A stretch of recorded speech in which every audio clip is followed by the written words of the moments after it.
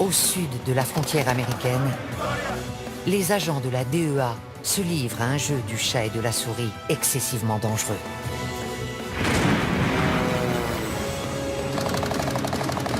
Dans toute l'Amérique centrale, ces flics d'élite combattent les cartels. On n'a jamais vu ce genre de bateau.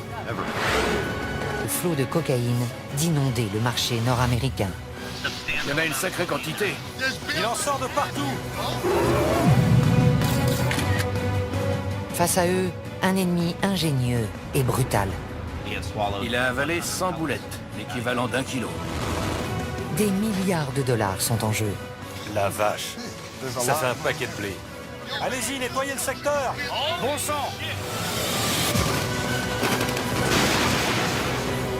Découvrez les coulisses d'une guerre dont tout le monde a entendu parler, Le voilà. mais dont peu connaissent la réalité. Vous ne nous dites pas la vérité. C'est lui avec le bébé. Nom de Dieu. Oh, bon sang.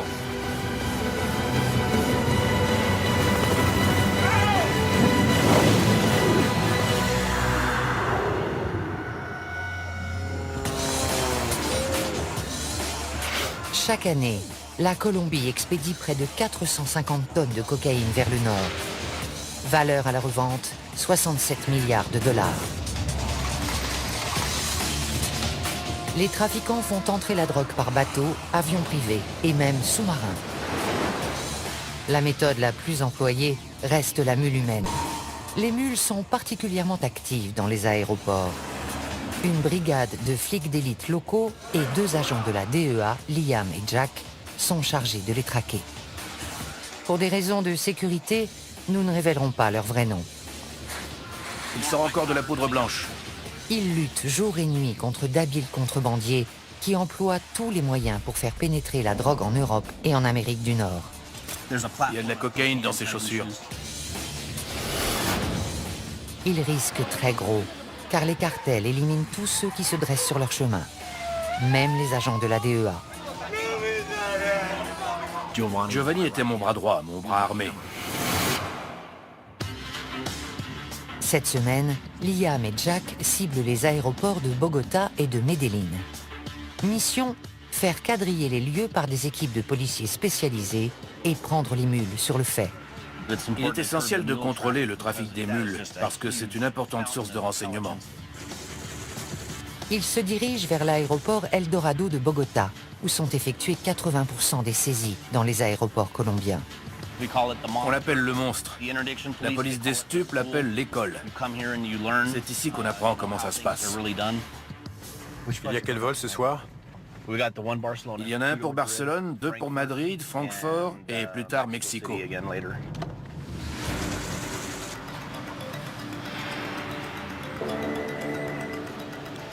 Allô? Ok, t'es où? On est en train d'arriver. Salut.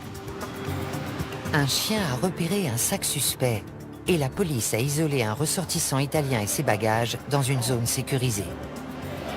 Ils sont sûrs qu'il y a de la coke dedans, alors ils les ont mis sous clé.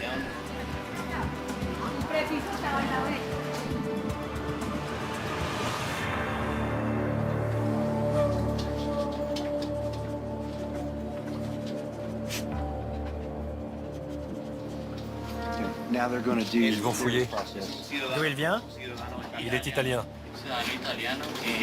Il allait où? Il allait à... Parmi les vêtements, ils découvrent un objet que Liam a déjà vu dans les bagages des mules. On tombe très souvent sur des médailles religieuses.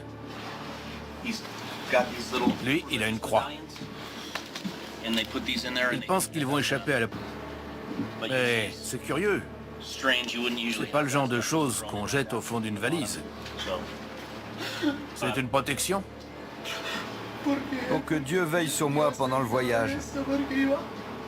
J'allais être avec ma petite amie.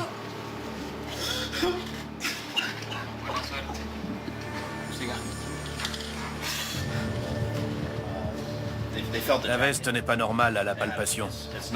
Il y a quelque chose de lourd dans la doublure. Il perce le tissu pour récupérer la substance et la passer dans ce test de détection positif à la cocaïne. Dans ce cas, Le jeune Italien sera arrêté et passera les 3 prochaines années dans une prison colombienne. Voilà. Test positif à la cocaïne. Positif.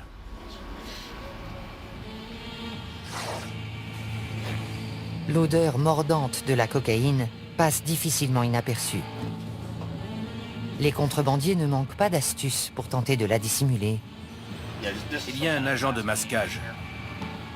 C'est peut-être un détergent utilisé pour couvrir l'odeur. J'ai un téléphone. Si vous voulez appeler quelqu'un hors de Colombie, Si je dis ça à mon père, il va faire une crise cardiaque. Ça va le tuer. Il faut surtout pas qu'il le sache.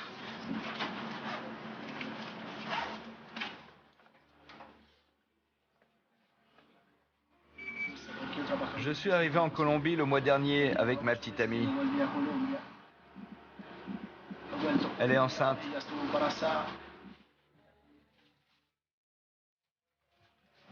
Je l'ai fait pour l'argent, pour pouvoir créer une entreprise, parce que je ne voulais pas qu'elle me quitte.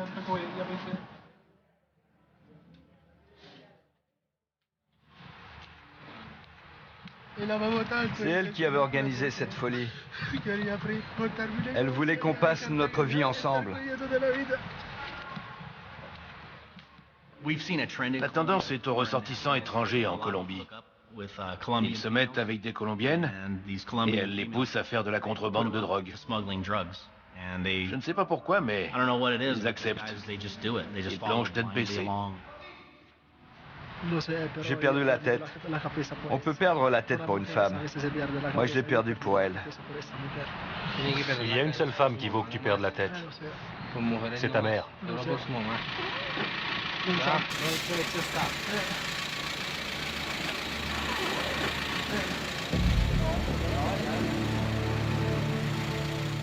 Le boulot de Liam et de Jack ne se résume pas à arrêter des mules. Leur objectif principal est de les suivre jusqu'à la source. Au revoir. La mule est tout en bas de la pyramide. Au-dessus, il y a le recruteur. Du recruteur, on peut remonter à l'emballeur. Il y a les expéditeurs colombiens et il y a un destinataire. Et puis il y a le boss. On essaie de démanteler toute la chaîne. Près de l'aéroport de Medellín, les trafiquants nous ont accordé le rare privilège de pénétrer dans leur monde. Ces gens sont ceux que Liam souhaite coffrer à tout prix. Cet homme, que nous appellerons Carlos, est un spécialiste, un emballeur dans le jargon du narcotrafic. On ouvre le lecteur de DVD, il y a plein de à l'intérieur. Je peux mettre quelque chose ici, ici et ici. Il est fier de son travail, mais il le fait rarement en public. Regardez. On dirait un câble de DVD tout à fait normal. Cette activité peut lui rapporter jusqu'à 11 000 $ par mois. Je gagne beaucoup plus que n'importe quel salarié. Je gagne en un mois ce qu'une personne normale gagne en un an. Carlos ne pourra jamais quitter le cartel, même s'il le souhaitait. Il en sait beaucoup trop. Tu bosses ou t'es mort. Il n'y a que 2 options. Tu les connais, tu sais comment ils travaillent, comment ils expédient la drogue. Ce serait très difficile de les lâcher. Tu fais ton boulot et tu la fermes, c'est mieux.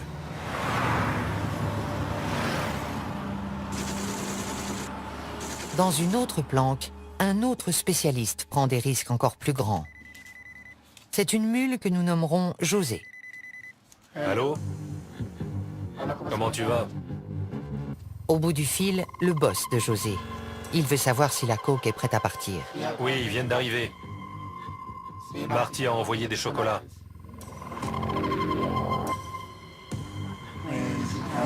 Pour pouvoir survivre, je transporte de la drogue. Je la transporte par avion, dans mon jean.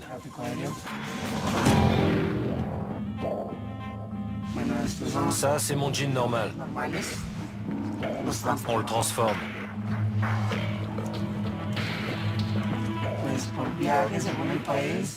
Je gagne entre 8 000 et 9 000 $ par voyage. J'ai toujours peur. Je regarde tout le temps dans mon dos.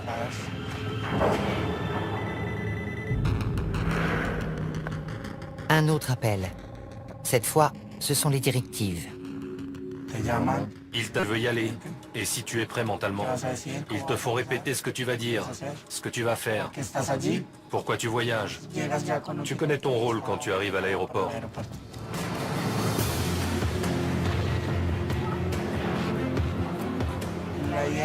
Le but, j'essaye de beaucoup parler avec les préposés qui s'occupent de moi, parce qu'ils observent ton attitude et ta personnalité.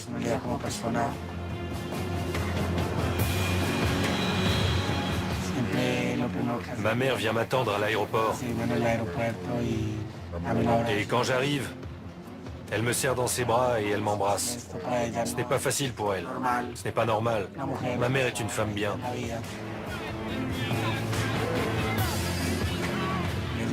Je risque de me faire arrêter à l'étranger et de prendre 30 à 35 ans de prison. Ça vaut le coup. C'est nécessaire.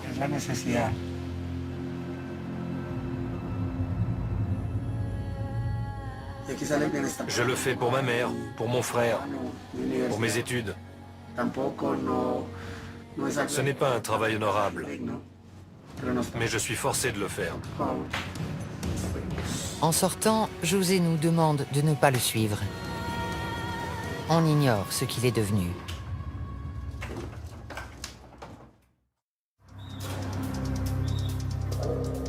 Au terminal de fret de l'aéroport de Bogota, les agents de la DEA et leurs collègues colombiens viennent de découvrir de la cocaïne dissimulée dans un colis d'aspect anodin. L'imagination n'a pas de limite. Ce paquet était expédié en Angleterre. C'est un livre pour enfants. À première vue, il a l'air normal. Mais il dit qu'on a dissimulé de la cocaïne dans la couverture. Vous voyez, à l'intérieur de cet os, ça lire au bleu, c'est de la cocaïne. Intéressant. De la cocaïne cachée dans ses paires de sandales. De la cocaïne dans les poignées de ses instruments dentaires. Les hommes de la brigade des stupes colombienne sont les meilleurs du monde. J'ai commencé à travailler avec eux à mon arrivée et j'ai vu des choses hallucinantes. Je me demandais comment ils faisaient pour découvrir tout ça. Je crois qu'on nous en apporte un autre.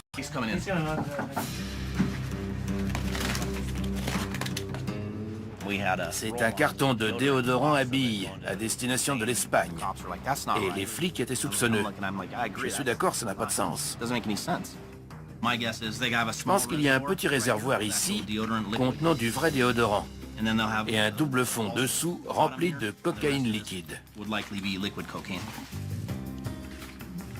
Je vais passer pour un crétin si je me trompe. Mais d'après mon expérience, je dois être dans le vrai.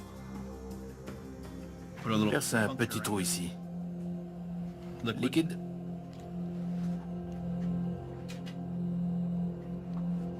Négatif. Si ce flacon contient de la cocaïne, elle a été très habilement dissimulée. Je le presse, rien ne sort.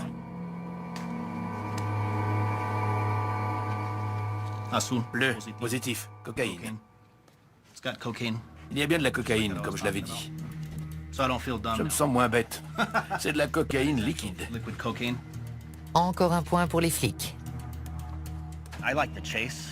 J'aime la chasse. Une bonne journée pour moi, c'est avoir des informations et remonter la piste.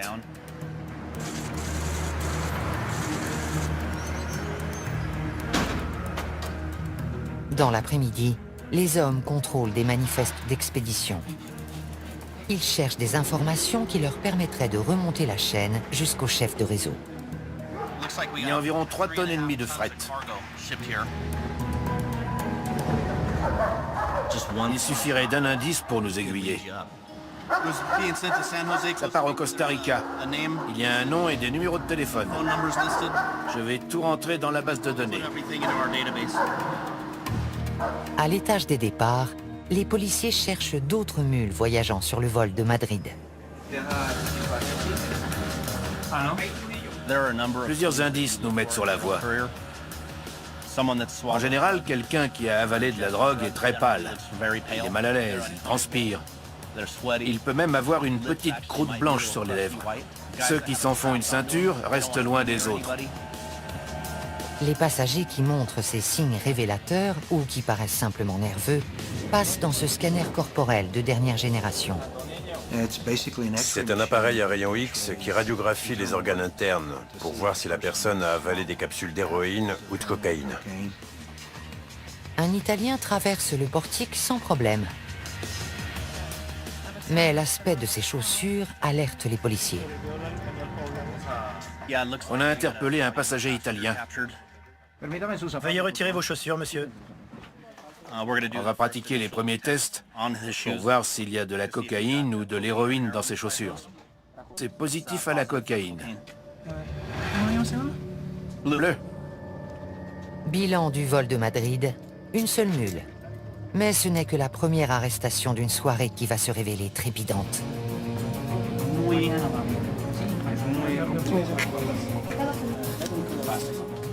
Il pèse très lourd. Trop lourd. Un petit échantillon? Voilà. Cocaïne. Il y a de la cocaïne liquide dans ce jean. On voit de la cocaïne liquide au quotidien depuis environ 1 an et demi. On en saisit beaucoup parce que c'est facile à dissimuler. Quand une méthode marche, ils s'en servent jusqu'à ce qu'elle ne marche plus, et là ils changent. Parmi les nouvelles techniques, les vêtements imbibés de coke liquide. Il les trempe dedans, comme pour faire la couleur qui ressort est caractéristique de la cocaïne. Arrivés à destination, les vêtements subissent un traitement à l'alcool pour extraire la drogue. Ensuite, un passage au micro-ondes transforme le liquide en poudre prête à la revente.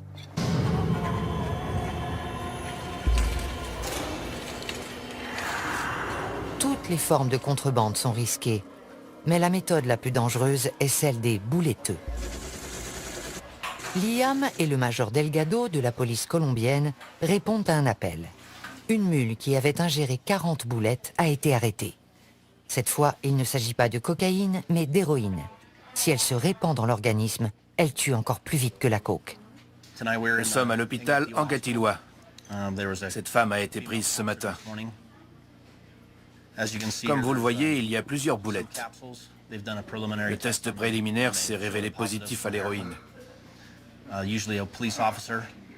Normalement, un policier accompagne la personne aux toilettes et la regarde expulser les capsules.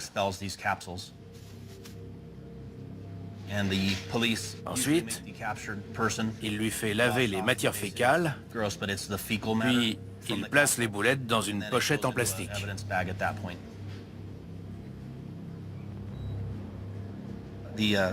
La femme dit qu'elle a avalé 40 capsules.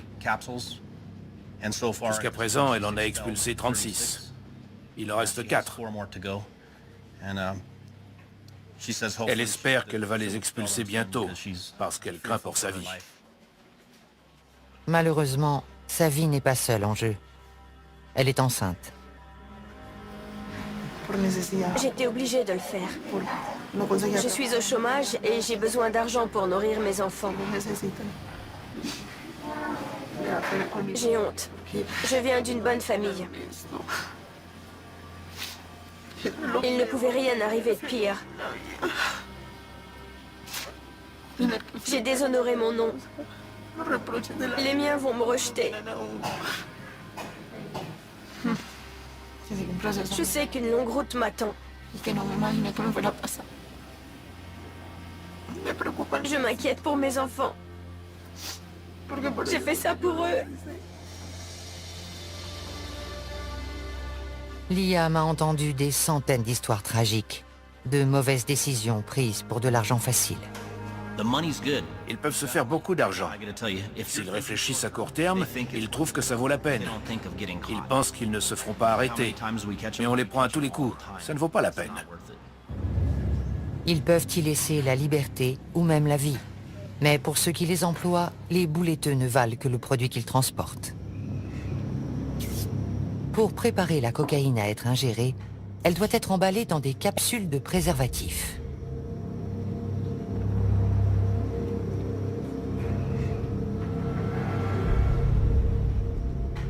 On m'apporte le produit, on me dit emballe-le et c'est tout.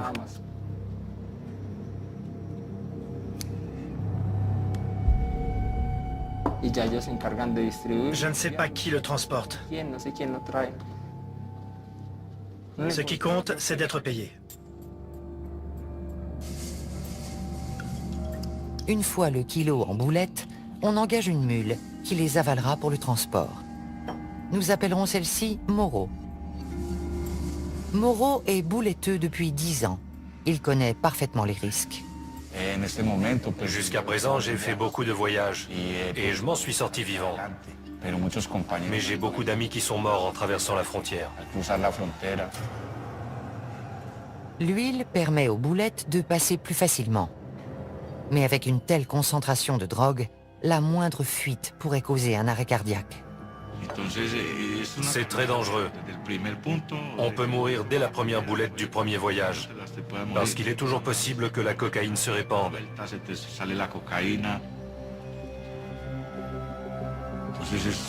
C'est le métier de la mort. Quand on part, on ne sait jamais si on va arriver en vie. Ça me terrifie. Vraiment. Les horreurs du narcotrafic ne se limitent pas aux mules. On compte aussi d'innombrables victimes parmi la population et la police colombienne. Une réalité qui frappe Liam et Jack de plein fouet. Ils viennent d'apprendre qu'un de leurs plus proches collègues a été assassiné au cours d'une rencontre avec un informateur à Medellín. Il s'appelait Giovanni. J'étais très proche de lui, c'est dur.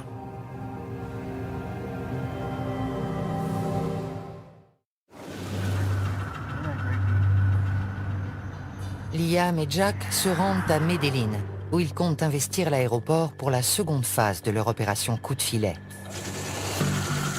L'objectif de ce voyage dépasse le strict cadre de l'arrestation de mules. Ils veulent trouver les assassins de Giovanni. Je vais à Medellín pour des raisons personnelles. Un de mes meilleurs amis a été tué. On vient coordonner l'enquête sur son assassinat. L'ancien bastion de Pablo Escobar demeure l'épicentre du trafic de drogue, un terrain très dangereux pour la DEA. Tout policier risque la mort à Medellín. Il faut être sur le qui-vive. Quand je viens dans cette ville, je suis prêt à tout. J'ai repéré une moto blanche derrière nous. Elle nous suit depuis une dizaine de minutes. Le conducteur s'intéresse beaucoup à nous. Il n'arrête pas de nous regarder. Il n'est peut-être pas dangereux, mais il pourrait appeler quelqu'un pour dire qu'il a vu quelque chose de bizarre. Les trafiquants sont peut-être déjà au courant de leur présence. Mais Liam et Jack continuent jusqu'au jardin botanique où Giovanni a été abattu. Giovanni était l'un des meilleurs policiers que j'ai rencontrés. Il avait un cœur de lion. Il ne connaissait pas la peur. Il faisait un boulot formidable et ça rejaillissait sur moi. Je me reposais sur lui. C'est là? On peut se garer à l'intérieur? C'est arrivé à 7h25 du matin. Il devait y avoir autant de monde que maintenant. Faut être vraiment gonflé pour faire ça en plein jour. Giovanni croyait avoir rendez-vous avec un informateur quand il a été tué de sang-froid devant des centaines de personnes. D'après les preuves matérielles et les photos de la scène de crime, le véhicule de nos hommes était garé dans ce sens. Le conducteur et le passager à l'avant, personne derrière. 2 tueurs se sont approchés par les côtés. L'un du côté du conducteur, l'autre du passager. Ils ont ouvert le feu. L'un d'eux est arrivé à la hauteur de la portière passager. Il a éjecté un magasin, en a mis un autre et a recommencé. Puis il a reculé. Et ils se sont enfuis. Ils étaient entraînés. Ils avaient une expérience militaire vu la façon dont ils se sont approchés du véhicule et dont ils tenaient leur arme. Ils la tenaient pas comme des gangsters. C'était pas leur premier assassinat. Ils vont ratisser le quartier en quête de renseignements. On doit aller à plusieurs endroits, mais vous ne devez pas vous montrer. Est-ce être présent ce jour-là? D'autres gens qui sont souvent dans le coin. Peut-être. Vous devriez aller voir par là. Est-ce que la police a demandé la vidéo de surveillance? C'était là. L'homme à qui il parle a une vue parfaite sur la scène de crime. Mais il prenait sa douche au moment clé. Personne ne sait quoi que ce soit sur l'assassinat. Il y avait des yeux partout, mais personne n'a rien vu. Pour nous, cela signifie que la Oficina contrôle le quartier. La Oficina de Envigado est un syndicat de tueurs à gages, le groupe le plus meurtrier de Colombie. La Oficina a toujours été un élément criminel violent. Ils sont furieux parce qu'on a arrêté quelques chefs haut placés et je suis sûr qu'ils seraient ravis de tuer ou de blesser un membre de la DEA. Malheureusement, notre mini-quadrillage n'a pas donné grand-chose. Le pompiste travaillait ce matin-là. Il a entendu les tirs, mais il n'a rien vu. Le portail était ouvert, mais nos hommes ne sont pas entrés. Ils se sont garés là. Ça me paraît bizarre, parce qu'ici c'est un trottoir. Pourquoi n'ont-ils pas été plus loin pour libérer le passage? C'est une rue complètement dégagée et très fréquentée. Drôle d'endroit pour une fusillade. Je crois que la Oficina voulait que l'assassinat soit public. Elle voulait envoyer un message. Il y a sans doute eu des centaines de témoins, mais personne ne parle. Le quartier est sous leur coupe. Les gens ont peur de parler. Imaginez que vous vivez à Chicago et qu'une organisation criminelle et ses commandos de tueurs sont implantés dans votre quartier. Vous n'iriez pas parler d'eux. Regardez en haut des collines. C'est un bassin de recrutement de trafiquants et d'hommes de main. Il y a aussi des tas de gens honnêtes, mais c'est là qu'ils recrutent. La Oficina croit pouvoir opérer impunément dans ce secteur. C'est très difficile pour la police quand personne ne veut coopérer avec elle contre les voyous qui infestent la ville et qui tuent des innocents et des policiers compétents qui font de leur mieux.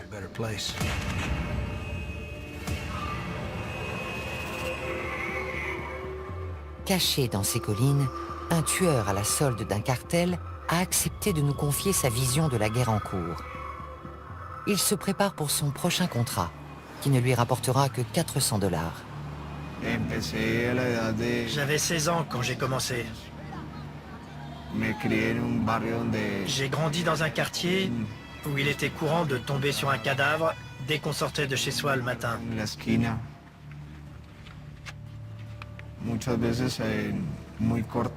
Quand on est très jeune, l'esprit assimile ce genre de choses.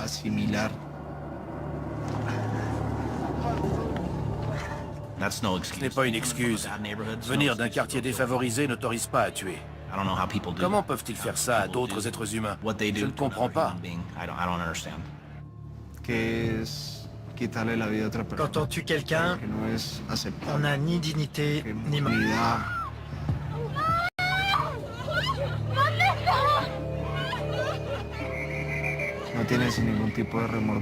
On n'éprouve aucun remords.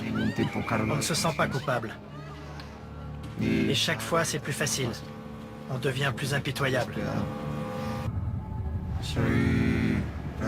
Je suis un instrument. Une marionnette entre les mains de gens puissants. Ils se servent de moi pour imposer leurs lois à tout prix.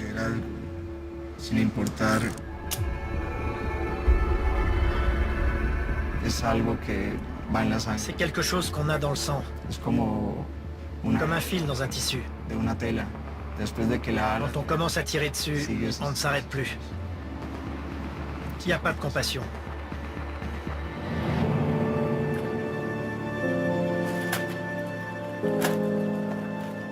Bien qu'il traque sa victime avant de la tuer, l'assassin ignore la raison du contrat.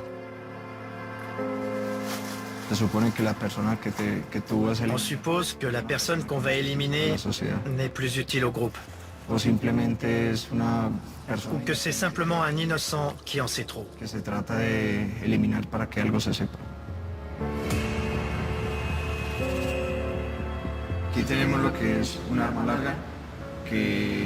Ce fusil sert pour les boulots où on doit percer des gilets pare-balles.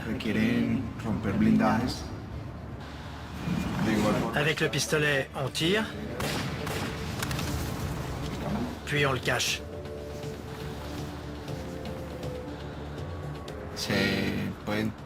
On peut enduire les balles de poison. Ici, c'est du cyanure. Une simple éraflure sur la jambe entraîne la mort.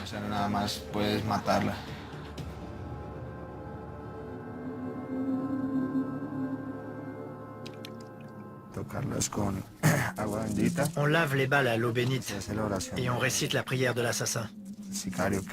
Que la divine fortune guide ces balles sacrées pour qu'elles donnent la mort sans faillir. Que cette mort soit sans violence, que la victime ne souffre pas. Amen. Des tueurs à gages qui disent des prières et qui se signent, pour moi, c'est de l'hypocrisie. Dire une prière pour aller tuer quelqu'un qui a des enfants, ça me fait penser à une brute. Seule une brute est capable de faire ça pour se rassurer. Avant de partir, le tueur dit aussi une prière pour lui-même. Pour la défense de mon âme et de mon corps. S'il y a des yeux, qu'ils ne me voient pas. S'il y a des mains, qu'elles ne me touchent pas. Que mon corps ne soit pas blessé. Que mon sang ne coule pas et que je ne perde pas mon âme. Au nom du Père éternel et de la Sainte Trinité. Amen.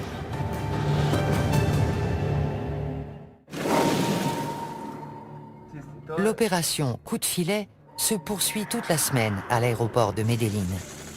Une suspecte est dirigée vers le scanner corporel. Les rayons X montrent des images très bizarres, de taille et de forme identiques. Ce n'est pas normal pour des organes internes. C'est la première fois que je vois ça et j'ai vu des milliers de scans corporels. On dirait des entrailles d'extraterrestres. C'est très étrange. Une heure plus tard, Liam et Jack se rendent aux urgences pour prendre des nouvelles de la jeune femme, dont la vie est en danger.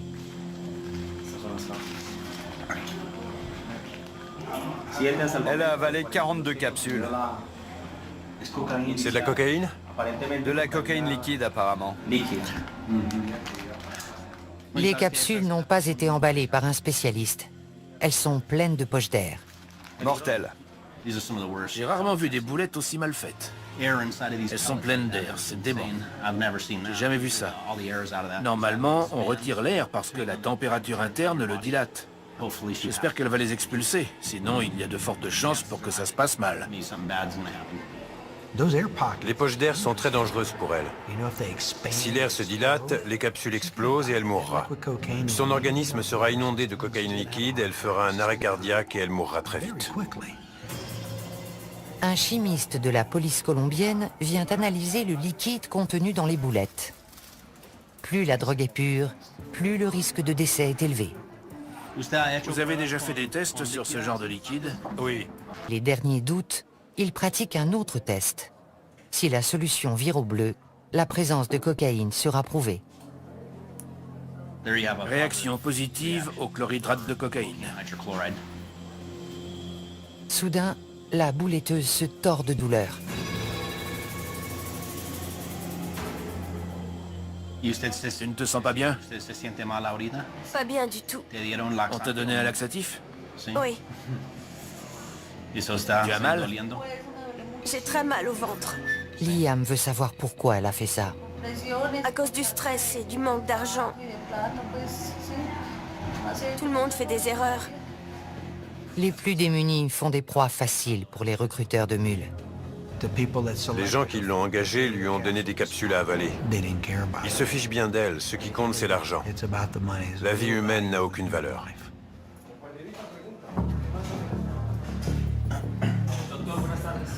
Qu'est-ce qui se passerait si l'une d'elles s'ouvrait? Il faudrait pratiquer une opération à haut risque. Je vois. Vous pensez qu'elle va les garder longtemps dans l'estomac?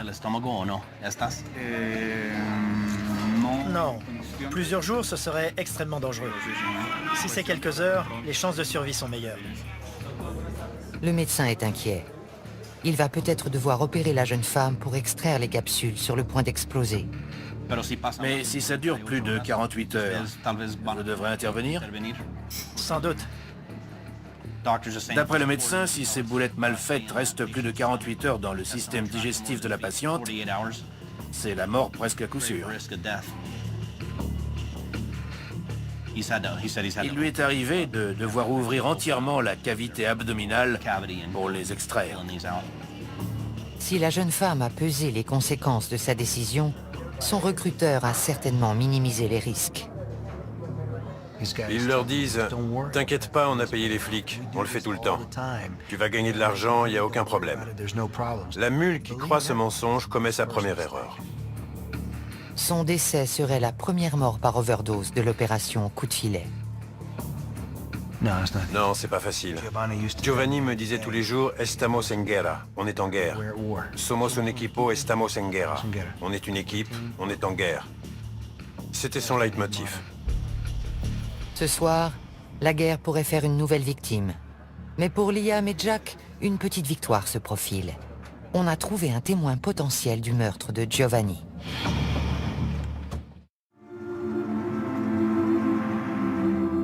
Avant d'entamer une journée chargée, les deux agents passent prendre des nouvelles de la jeune bouletteuse. On fait juste un saut à l'hôpital pour voir comment elle va.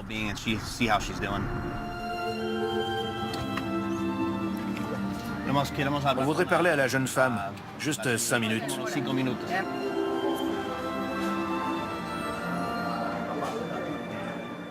Je crois qu'elle est aux toilettes. Elle a expulsé la dernière? La dernière est passée. Le lendemain, quand je l'ai vue, j'ai été étonné qu'elle ait passé la nuit. Les formalités de sortie vont prendre une demi-heure. Ensuite, ils l'emmèneront en comparution initiale, puis en cellule. Mais elle a survécu. Bonjour, comment ça va? Bien, beaucoup mieux. J'ai plus mal. Elle a eu beaucoup de chance d'expulser toutes les boulettes. Elle est complètement remise. Liam et Jack tentent d'en savoir plus sur la personne qui l'a engagée. Mais elle maintient qu'elle a agi seule. Elle dit qu'elle est seule en cause. Je ne la crois pas. Je ne crois pas qu'elle avait les fonds pour acheter de la cocaïne et prendre l'avion pour le Honduras en espérant trouver un acheteur sur place. Elle protège quelqu'un, sûrement un membre de sa famille. Bonne chance et merci beaucoup. Merci. Vous avez été très gentils. Et vous avez des beaux yeux tous les deux. Le soulagement est général. La jeune femme n'a pas payé sa mauvaise décision au prix fort, mais plusieurs années de détention l'attendent. Elle va faire de la prison, c'est triste. Elle sera peut-être un peu moins heureuse, mais un peu plus avisée.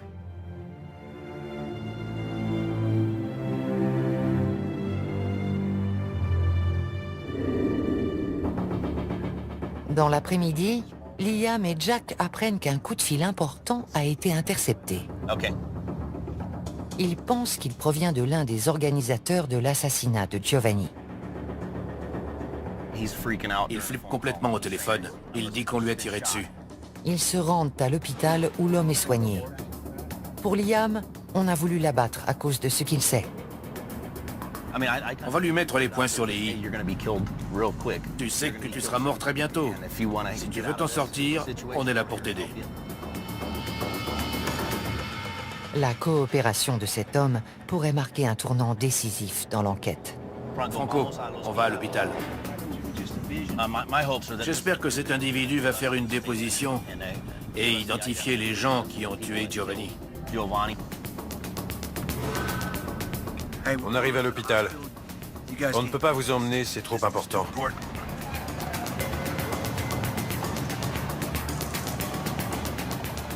On voudrait l'interroger. Il vient d'être blessé. Espérons que ça lui a ouvert les yeux et qu'il nous donnera des informations sur les tireurs. S'il capture le responsable de l'assassinat de Giovanni, c'est tout un réseau de tueurs qui pourrait tomber. Ils ressortent une trentaine de minutes plus tard, plus tôt que prévu. Alors? Ça s'est pas passé comme on voulait. Le type soutenait qu'il ne savait rien.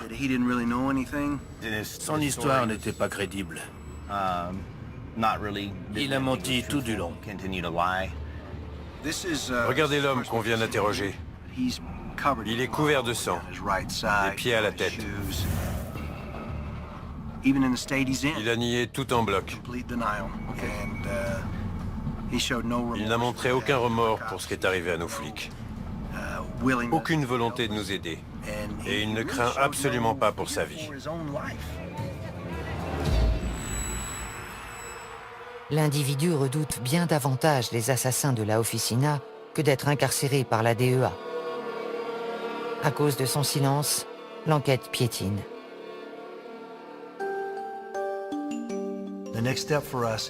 La prochaine étape consiste à demander un mandat d'arrêt pour cette personne. Qu'on le mette au moins derrière les barreaux, où on pourra le protéger.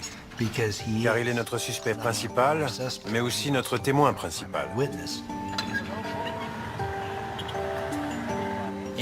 On emploie toutes les méthodes d'investigation possibles. C'est ma façon de lui rendre hommage.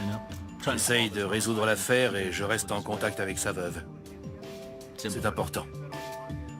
Il aurait fait pareil pour moi. On n'enquêtait pas sur la Officina de Envigado, mais maintenant on les a dans le collimateur. On n'oubliera pas, on ne laissera pas passer.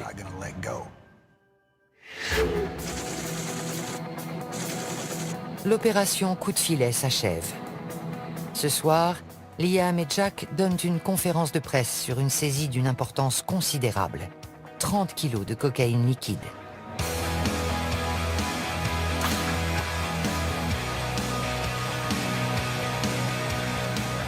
Chacun de ces sachets d'apparence anodine contient un ballon de la plus pure cocaïne liquide. Elle a été dissimulée avec art, mais c'est le boulot de la DEA. Vous avez essayé de ce côté? Non, je le sens au toucher. Pas à l'odeur. Ils sentent rien, mais eux, ils ont reniflé plus de cocaïne que moi. Si vous l'ouvrez normalement et que vous pressez dessus, il sentira de la mayonnaise ou du ketchup. Et vous ne sentirez pas la cocaïne. Mais dès que vous percez le sachet, l'odeur de la cocaïne couvre tout. Celui qui l'a emballé a fait du bon boulot pour la masquer. C'est une bonne méthode de contrebande. On a tout vu ici, dans le pantalon, les vêtements imbibés. Leur imagination en matière de cachette n'a pas de borne. Cette saisie est une victoire pour la DEA et ses collègues colombiens. Et alors même qu'ils se réjouissent, les trafiquants échafaudent de nouveaux plans et expédient des tonnes de drogue vers l'Amérique du Nord. On nous demande si ça vaut la peine, si on change quelque chose. Il n'y a pas de doute, on est efficace. La présence de la DEA en Colombie a réduit le trafic de drogue. Depuis mon arrivée, la sécurité publique s'est améliorée. L'économie et la population s'en trouvent mieux. Soldats dans une guerre d'une violence inouïe, confrontés à la puissance de milliards de dollars, Liam et Jack poursuivent le combat.